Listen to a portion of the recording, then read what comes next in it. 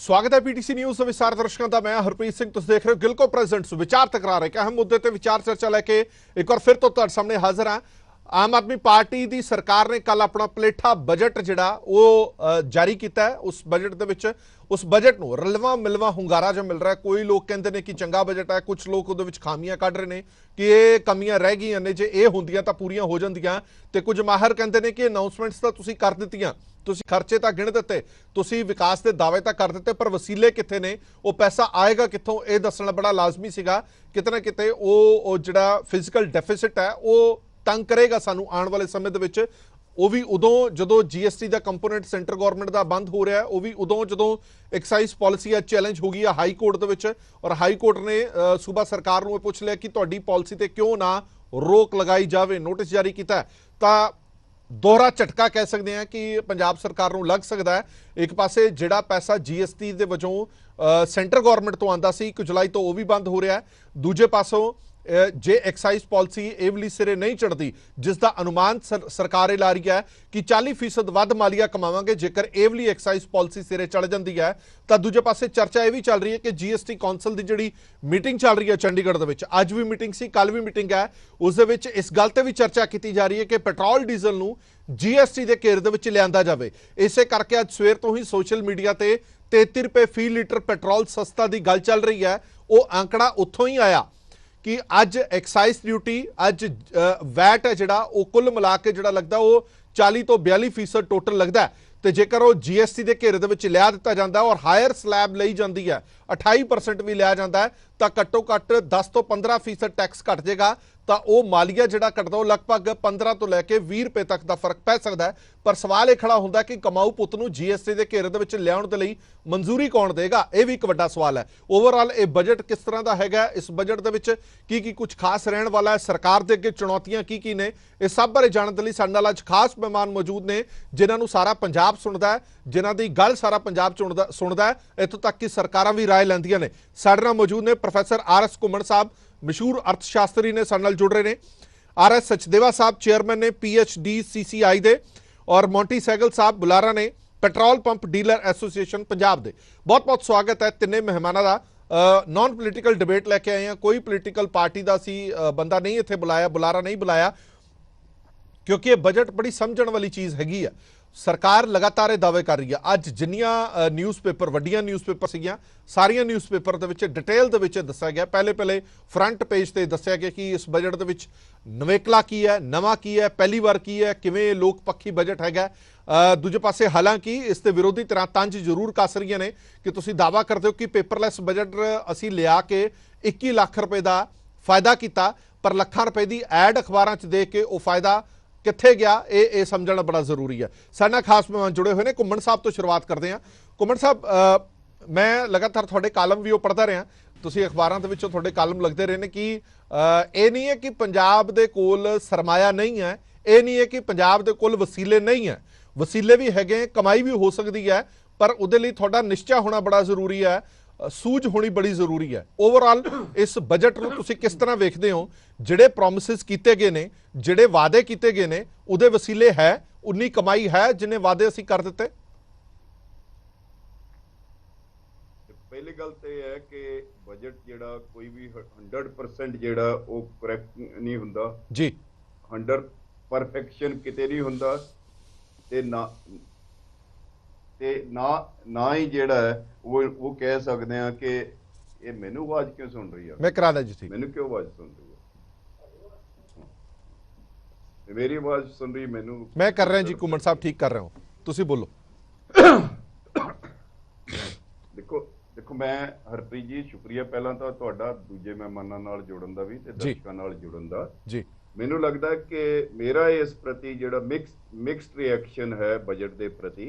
पहला बजट है आम आदमी सरकार का, ते उन्होंने जिहड़ियां 3 एक फोकस करने वाले एरिए सी, जिहदे विचों एग्रीकल्चर एक है, हैल्थ है ते एजुकेशन है जी, उन्हां तिन्नां दे विच उन्होंने कोशिश की है ये दस्सण दी कि असीं बजट वधाया है। एजुकेशन ते 17% वधाया, हैल्थ ते 24% वधाया, मैडिकल एजुकेशन ते 47% वधाया जी। ਪਰ ਇਹਦੇ ਵਿੱਚ ਜਿਹੜੀ ਨਾਲ ਇੱਕ ਕੀਤਾ ਕਿ 300 ਯੂਨਿਟ ਅਸੀਂ ਬਿਜਲੀ ਫ੍ਰੀ ਦੇਵਾਂਗੇ ਸਾਰਿਆਂ ਨੂੰ ਅਕ੍ਰੋਸ ਦਾ ਬੋਰਡ।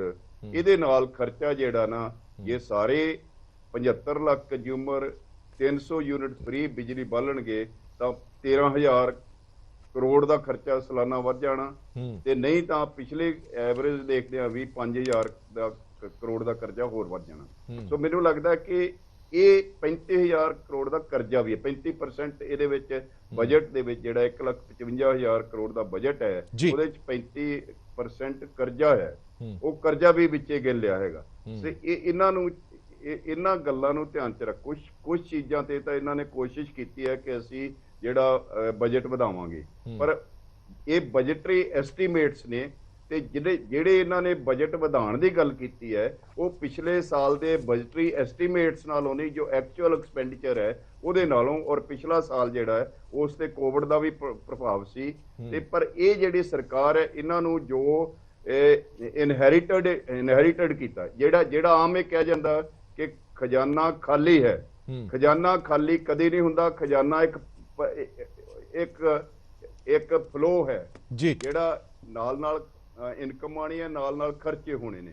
ਮੈਂ ਇੱਕ ਗੱਲ ਜ਼ਰੂਰ ਦੱਸ ਦਿਆਂ, ਇਹ ਸਰਕਾਰ ਦਾ ਪਿਛਲੀ ਸਰਕਾਰਾਂ ਨੇ ਜੋ ਕਰਜ਼ਾ ਚਾੜਿਆ ਹੈ 3 ਲੱਖ ਕਰੋੜ ਤੋਂ ਉੱਪਰ ਹੈ, ਉਹ ਜਿਹੜਾ ਬਹੁਤ ਵੱਡਾ ਅਮਾਉਂਟ ਹੈ, 55,000 ਕਰੋੜ ਬੋਰਡ ਤੇ ਕਾਰਪੋਰੇਸ਼ਨ ਦਾ, ਇਹ ਕੋਈ 3,20,000 ਕਰੋੜ ਹੋ ਜਾਂਦਾ ਹੈ। ਜੇ ਆਪਾਂ ਗਰੰਟੀਆਂ ਗਿਣ ਲਈਏ ਤਾਂ ਉਹ ਹੋਰ ਵੀ ਵੱਧ ਜਾਂਦਾ ਹੈ। ਚਲੋ, ਜਿਹੜਾ ਐਕਚੁਅਲੀ ਇਸ ਸਰਕਾਰ ਦੀ ਤੇ ਪਹਿਲੀ ਸਰਕਾਰ ਦੀ ਪ੍ਰੋਬਲਮ ਸੀ ਉਹ ਹੈ ਕਰਜ਼ਾ, ਤੇ ਕਰਜ਼ੇ ਤੇ 20% ਜਿਹੜਾ ਹੈ ਉਹ ਤੁਹਾਡਾ ਇੰਟਰਸਟ ਪੇਮੈਂਟ ਜਾਂਦੀਆਂ ਨੇ, ਉਹ ਬਾਕੀ ਰਹਿ ਜਾਂਦਾ ਤੁਹਾਡਾ ਬਜਟ ਰੈਵਨਿਊ 80% ਰਹਿ ਜਾਂਦਾ।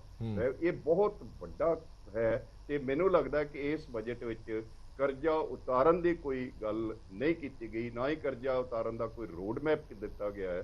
ਪਰ ਕੁਝ ਗੱਲਾਂ ਜਿਹੜੀਆਂ ਚੰਗੀਆਂ ਕੀਤੀਆਂ ਗਈਆਂ, ਜਿਵੇਂ ਮਨਰੇਗਾ ਤੇ ਵਧਾਉਣ ਦਾ ਹੈ ਕਿ ਮਨਰੇਗਾ ਨਾਲ ਅਸੀਂ ਇੰਪਲੋਇਮੈਂਟ ਵੀ ਜਨਰੇਟ ਕਰ ਸਕਦੇ, ਤੇ ਮੇਰਾ ਇੱਕ ਸੁਜੈਸ਼ਨ ਵੀ ਸੀ ਕਿ ਜੇ ਅਸੀਂ 500 ਕਰੋੜ ਖਰਚਾ ਕਰ ਦਈਏ ਮਨਰੇਗਾ ਤੇ ਹੋਰ, ਤਾਂ ਅਸੀਂ 10,000 ਕਰੋੜ ਦਾ ਸੈਂਟਰ ਤੋਂ ਲਿਆ ਸਕਦੇ। ਇਹਨਾਂ ਨੇ 473 ਕਰੋੜ ਦਾ ਕੀਤਾ, ਅੱਛੀ ਗੱਲ ਹੈ।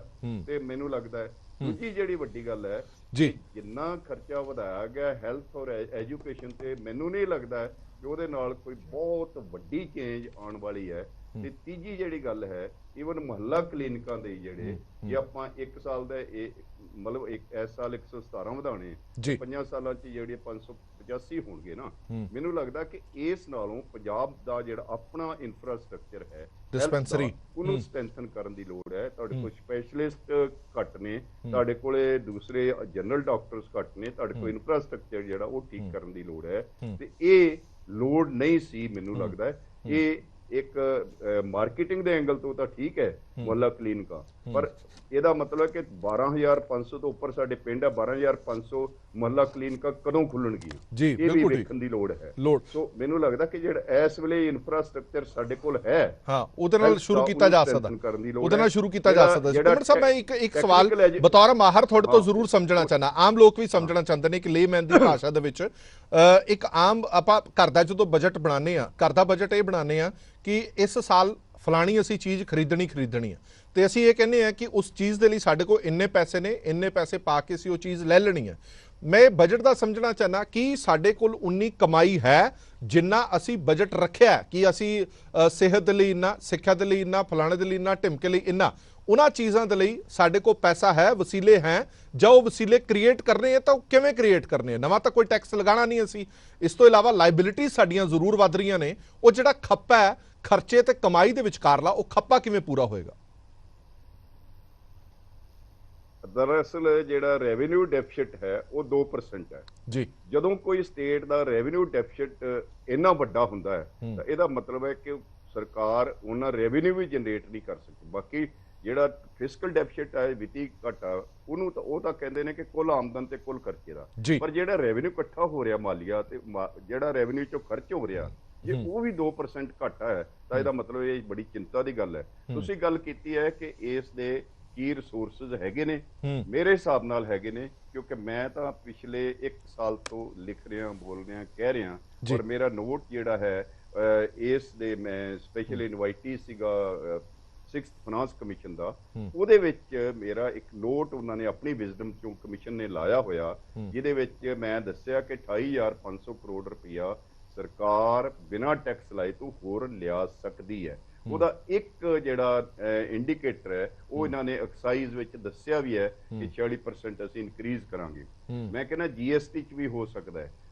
ਹੋਰ ਬਹੁਤ ਸਾਰੇ ਮੈਂ ਉੱਪਰ ਸਾਰੀ ਲਾਈਨ ਬਾਈ ਲਾਈਨ ਦੱਸਿਆ ਕਿ ਕਿੱਥੋਂ ਕਿੰਨੇ ਆ ਸਕਦੇ ਨੇ। ਠੀਕ ਹੈ, ਜੇ ਅਸੀਂ ਸੋਸ਼ਲ ਵੈਲਫੇਅਰ ਸਕੀਮ ਦੀਆਂ ਪਿਲਫਰੇਜ ਠੀਕ ਕਰ ਲਈਏ, ਉਹ ਉਹਨਾਂ ਚ ਐਵੇਜਨ ਠੀਕ ਕਰ ਲਈਏ, ਚੋਰ ਮੋਰੀਆਂ ਠੀਕ ਕਰ ਲਈਏ, ਤਾਂ ਥੋੜਾ ਜਿਹਾ ਟੈਕਸ ਰੈਸ਼ਨਲਾਈਜੇਸ਼ਨ ਕਰ ਲਈਏ, ਤਾਂ ਸਾਡੇ ਕੋਲੇ 10,000 ਕਰੋੜ ਹੋਰ ਵੀ ਆ ਸਕਦਾ। ਬਿਲਕੁਲ ਠੀਕ ਕੁੱਲ ਹੈ। 38,500 ਕਰੋੜ। ਜਦੋਂ ਪਿਛਲੇ ਸਾਲ 78,000 ਕਰੋੜ ਇਕੱਠਾ ਹੋਇਆ ਸੀ, ਤੇ ਇਸ ਵਾਰੀ ਇਹਨਾਂ ਨੇ 95,000 ਕਰੋੜ ਦਾ ਟੀਚਾ ਮਿਥਿਆ ਹੈ। ਇਹਨਾਂ ਦੀ ਮਨਸ਼ਾ ਤਾਂ ਲੱਗਦੀ ਹੈ ਹੋਰ ਇਕੱਠਾ ਕਰਨ ਦੀ, ਪਰ ਮੈਨੂੰ ਲੱਗਦਾ ਨਹੀਂ ਕਿ ਇਹਨਾਂ ਪੈਸਾ ਇਕੱਠਾ ਜਿਹੜਾ ਉਹ ਹੋ ਪਾਏਗਾ। ਠੀਕ ਹੈ, ਬਿਲਕੁਲ ਠੀਕ ਹੈ। ਇਸੇ ਕਰਕੇ ਜੇ ਪੈਸਾ ਇਕੱਠਾ ਨਹੀਂ ਹੁੰਦਾ ਤਾਂ ਬੜੀਆਂ ਸਾਰੀਆਂ ਸਕੀਮਸ ਨੇ ਜਿਹੜੀਆਂ ਉਹ ਅਫੈਕਟਡ ਹੋ ਜਾਂਦੀਆਂ ਨੇ, ਕਿਉਂਕਿ ਤੁਸੀਂ ਇਹ ਸੋਚ ਕੇ ਸਮਝ ਕੇ ਰੱਖਦੇ ਹੋ ਕਿ ਆ ਇੱਥੇ ਪੈਸਾ ਅਸੀਂ ਲੈਣਾ ਹੈ। ਉਹ ਪੈਸਾ ਜਦੋਂ ਤੁਸੀਂ ਜਨਰੇਟ ਨਹੀਂ ਕਰ ਪਾਉਂਦੇ ਤਾਂ ਉਹ ਸਾਰੀਆਂ ਚੀਜ਼ਾਂ ਅਫੈਕਟਡ ਹੁੰਦੀਆਂ ਨੇ। RS ਸਚਦੇਵਾ ਸਾਹਿਬ ਕੋਲ ਚਲਦੇ ਹਾਂ। ਸਚਦੇਵਾ ਸਾਹਿਬ, ਮੈਂ ਤੁਹਾਡੇ ਜ਼ਰੀਏ ਜ਼ਰੂਰ ਜਾਣਨਾ ਚਾਹਨਾ, ਓਵਰਆਲ ਤੁਸੀਂ ਇਸ ਬਜਟ ਨੂੰ ਕਿਸ ਤਰ੍ਹਾਂ ਦੇਖਦੇ ਹੋ? GST ਕੌਂਸਲ ਦੀ ਵੀ ਮੀਟਿੰਗ ਚੱਲ ਰਹੀ ਹੈ, ਉਹਦੇ ਵਿੱਚ ਚਰਚਾ ਬੜੀ ਚੱਲ ਰਹੀ ਹੈ ਕਿ ਪੈਟਰੋਲ ਡੀਜ਼ਲ GST ਦੇ ਘੇਰੇ ਦੇ ਵਿੱਚ ਲਿਆਂਦਾ ਜਾਂਦਾ ਹੈ ਜਾਂ ਲਿਕਰ ਵੀ GST ਦੇ ਘੇਰੇ ਦੇ ਵਿੱਚ ਲਿਆਂਦੀ ਜਾ ਸਕਦੀ ਹੈ। ਫਿਰ ਤਾਂ ਕਮਾਊ ਪੁੱਤ ਜੇ ਚਲੇ ਗਏ ਤਾਂ ਫਿਰ ਸੂਬੇ ਦਾ ਹੋਏਗਾ ਕੀ? ਘੁੰਮਣ ਸਾਹਿਬ ਤਾਂ ਪਹਿਲਾਂ ਹੀ ਕਹਿ ਰਹੇ ਨੇ ਕਿ ਚੇਤਾਵਨੀ ਬਹੁਤ ਵੱਡੀ ਆ, ਆਉਣ ਵਾਲਾ ਸਮਾਂ ਮਾੜਾ ਹੋ ਸਕਦਾ ਹੈ ਜੇਕਰ ਚੰਗੀ ਤਿੱਖੀ ਨਿਗਾਹ ਨਾ ਰੱਖੀ।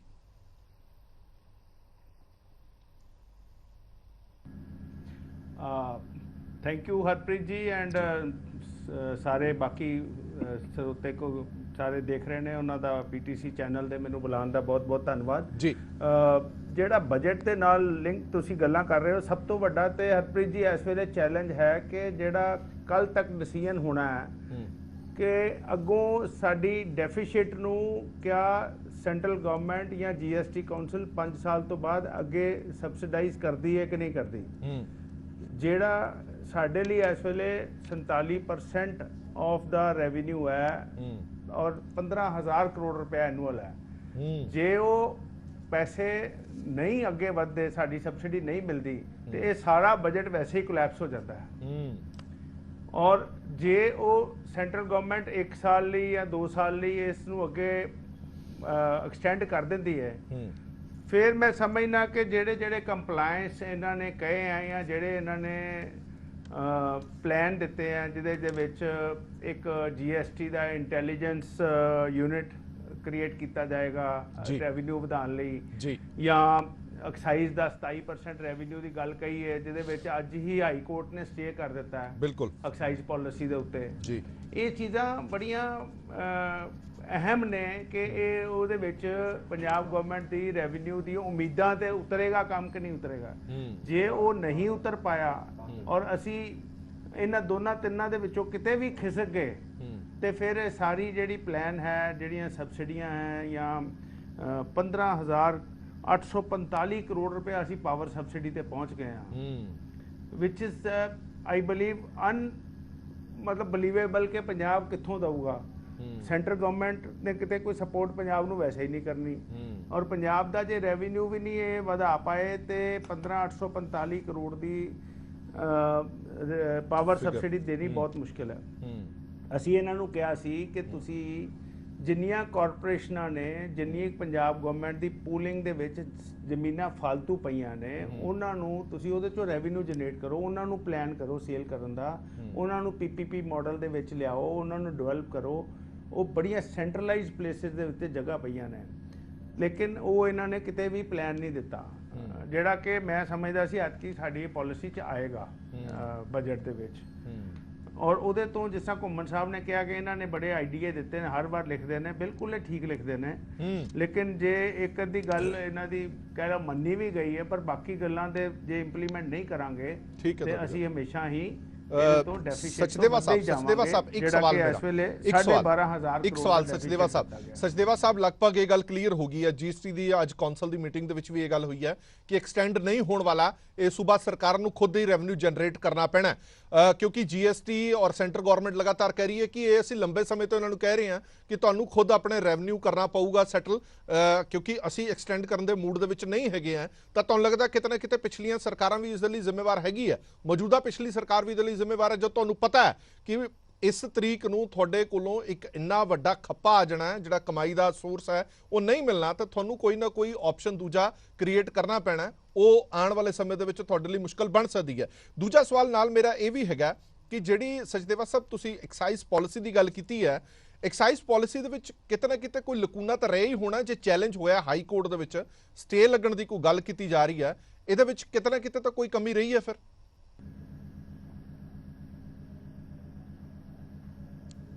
सर इन्होंने जिहड़ा दिल्ली मॉडल दे नाल कुछ टैग कीतियां चीज़ां वो है कि एक सुपर डिस्ट्रीब्यूटर बनाता, सुपर डिस्ट्रीब्यूटर नूं एक रेट फिक्स करता भी तुहानूं असीं 12% कमाई देंगे। ठीक है, वो कौन बनणगे वो बड़ा वड्डा एक सवाल है क्योंकि वो पंजाब दे लोकां नूं शायद कॉन्ट्रैक्ट नहीं मिलण वाला, कोई बाहरों ही लोग आके वो लैणगे जी। और नंबर 2 जिहड़ा शराब के ठेकेदारां नूं एक क्रेडिट मिलता सी, एक साइकिल चलता सी उधार दा, वो इस मोनोपोलिस्टिक सिस्टम दे विच नहीं मिलेगा, उन्हां दा बड़ा वड्डा कंसर्न है जी।